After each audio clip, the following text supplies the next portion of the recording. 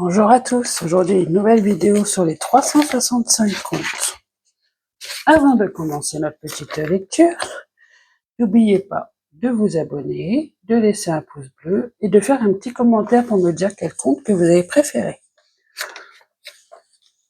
Alors, la première petite histoire du jour se nomme Souriceau, l'oiselet et saucisse. Et la saucisse. Désolée, j'ai un peu bugué quand j'ai lu ça. Alors, et c'est d'après Grimm.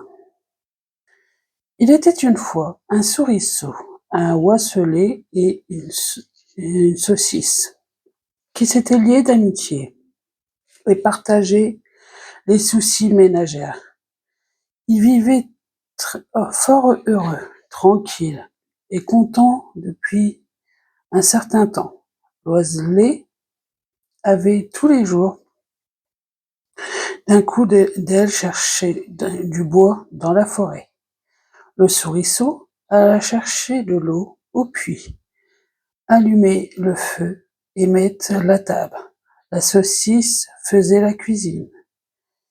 On ne sait pas se contenter de ce que l'on a. L'oiselet rencontra un jour, pendant sa course, un autre oiseau, devant qui il se félicite de son excellence. L'hôte se moqua et le traita de tous les noms. Ne faisait-il pas qu'il fût idiot pour faire un gros travail tandis que les deux hôtes menaient une belle vie à la maison? Le lendemain, l'oiselet décréta qu'il n'était pas chercher du bois, prétendant que les deux hôtes faisaient de lui un esclave depuis assez longtemps, ce que tout cela devait changer. Il exigeait que les différentes tâches soient tirées au sort.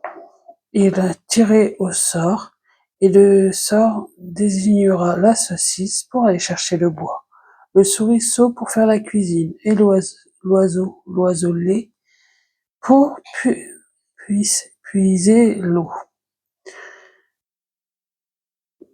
Quand devint alors la saucisse s'en alla très loin, le très bon matin, chercher du bois. Un chien la rencontra et la mangea. Elle n'a pas de chance, il fallait pas changer, je crois. La pauvre petite saucisse. Alors, la prochaine histoire du jour, c'est pourquoi mangeons-nous? Peut-être pour vivre, non? L'autre jour, quand ta maman a déclaré que ta robe était devenue trop courte, d'où venait cela? Belle demande, c'est que j'avais grandi. Et comment as-tu grandi, s'il te plaît? Ah, te voilà pris. Il est bien sûr que personne n'est venu arrondir tes jambes pendant que tu dors, et que si tes bras sortent des manches, ce n'est parce que l'on avait remis des petits morceaux de plus dans au coude.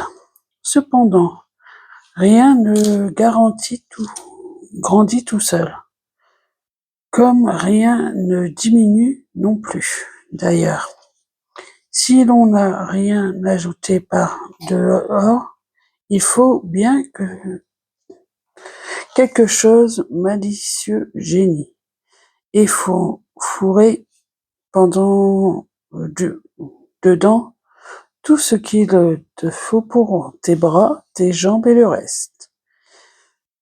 Et ce malicieux génie, sais-tu ce que c'est? C'est toi.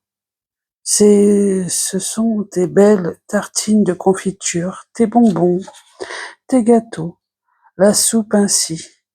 pour te dire, ça passant, qu'il, une fois disparu, dans un petit gouffre que tu connais bien, se sont mis, sans te demander la permission, à se transformer à qui mieux en os ou en chair. Traîne-toi de tous les côtés, ce sont eux qui tu rencontreras partout, sans les connaître, bien entendu. Oui, plutôt pas mal celle-là, elle était bien. Alors, la prochaine histoire du jour se nomme les saucisses. Alors, il était très hard, un bon vieux chien. Et par-dessus le marché, il avait le talent d'être toujours sale, toujours crotté. Ouais. Il ressemblait à bien des gens qu'on connaît. Mais ce n'est que lui qui eut pardonné son maître en faveur de l'extrême intelligence. Même le meilleur d'entre nous est sujet à quelques défauts. Ainsi, par exemple, à celui de la gourmandise. D'ailleurs, l'appétissante des saucisses avait déjà frappé lorsqu'il était passé dans la cuisine. L'idée d'en manger une seule le travaillait. Mais elle était couplée à son maître apercevait très bien qu'il lui en manquait. Quelle tentative! Comment faire? Il les regardait longuement de tous les côtés. Il aperçut très vite qu'elles n'étaient toutes de la même longueur. Cette découverte lui fit comprendre une solution subite. Chaque saucisse trop longue fut délicieuse, raccourcie par les deux bouts.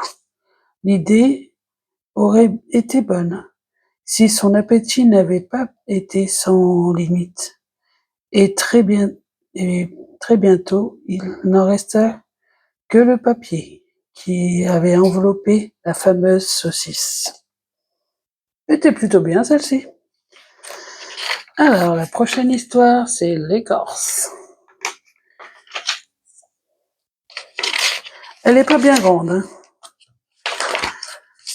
Alors, l'écorce. L'écorce chez mon arbre, chez les arbres, c'est comme la vigne chez les hommes. À travers la vigne, le sang circule, à travers les veines, le sang circule dans l'homme. Comme à travers l'écorce, la sève circule dans l'arbre. Il monte dans les branches, les feuilles et les fleurs. Tu peux creuser à l'intérieur du tronc, comme il arrive au vieux saule, que l'écorce vive, l'arbre vivra. Que l'écorce meurt, l'arbre est perdu. C'est ainsi que le bouleau se sèche peu à peu lorsque les enfants creusent un trou dans le tronc pour boire la sève, et la sève s'en va toute part. C'est ainsi que tes pommiers furent perdus si les saucisses aiment ronger l'écorce. Elle est plutôt mignonne celle-ci. La prochaine histoire, elle est pas bien grande, mais ce sera la dernière histoire du jour. Le soleil. Alors, les savants ont pu calculer exactement la grandeur du soleil. Elle mesure plus de 100 fois le tour de notre Terre. que nous trouvons déjà si grand. Ils ont même pu calculer son poids. Imaginez une balance gigantesque, une balance où a pesé le monde dans un plateau que il y aurait le soleil et que pardon. Il faudrait mettre 324 000 terres pour lui faire équilibrer. Ça en fait beaucoup. Ben dis donc. Bon, en tout cas, pour aujourd'hui, c'est fini. Personnellement, moi, j'ai bien apprécié l'écorce. L'écorce, ouais, ça, j'ai bien apprécié cette petite histoire.